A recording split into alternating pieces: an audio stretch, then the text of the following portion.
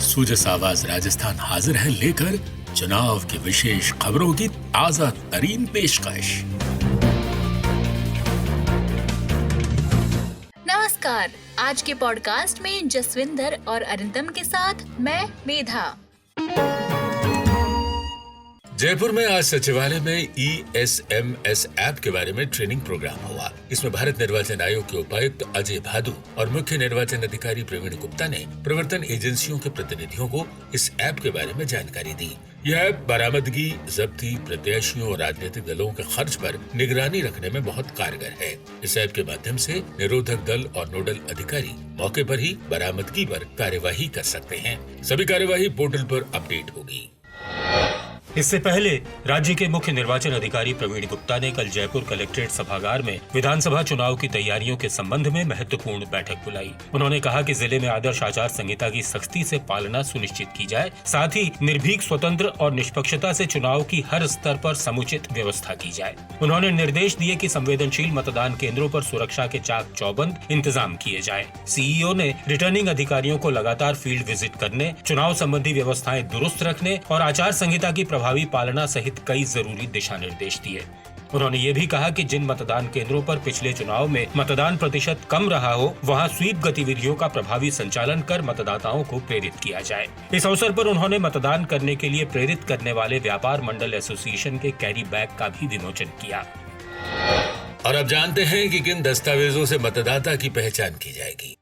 भारत निर्वाचन आयोग ने 12 प्रकार के दस्तावेजों को अधिकृत किया है, जिन्हें दिखाकर मतदान किया जा सकेगा। इसके लिए आधार कार्ड, मनरेगा job card, driving licence, PAN card, श्रम मंत्रालय के स्वास्थ्य बीमा स्मार्ट कार्ड, NPR के अंतर्गत RGI स्मार्ट कार्ड, भारतीय पासपोर्ट, फोटो युक्त पेंशन दस्तावेज, केंद्र, राज्य सरकार, लोक उपक्रम वेब पब्लिक लिमिटेड कंपनी के कर्मचारियों को जारी फोटो युक्त सेवा पहचान पत्र, सांसदों, विधायकों और विधान परिषद सदस्यों के सरकारी पहचान पत्र और यूनिक डिसेबिलिटी ID यानी UDID अधिकृत रहेंगे।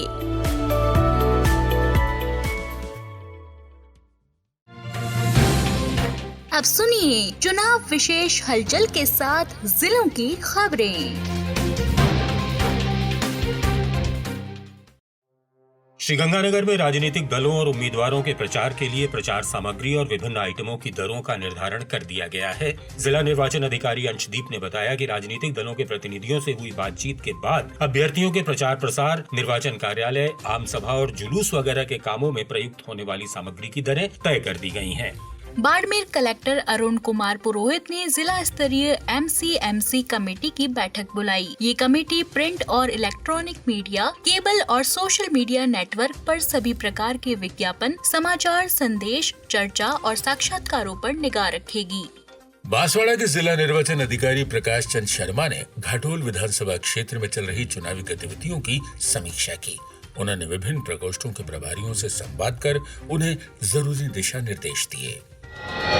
उधर उदयपुर में जिला परिषद CEO कीर्ति राठौड़ ने सायरा और गोगुंदा में मतदान से जुड़े कार्मिकों की बैठक में मतदान प्रतिशत बढ़ाने के लिए माइक्रो लेवल पर प्लानिंग करने पर जोर दिया।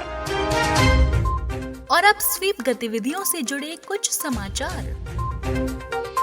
कोटा में 75 अधिकारियों का दल बनाया गया है, जो हर वार्ड में जाकर लोगों को मतदान के लिए प्रेरित कर रहा है। पहले ही दिन ये दल 15,000 मतदाताओं से रूबरू हुआ।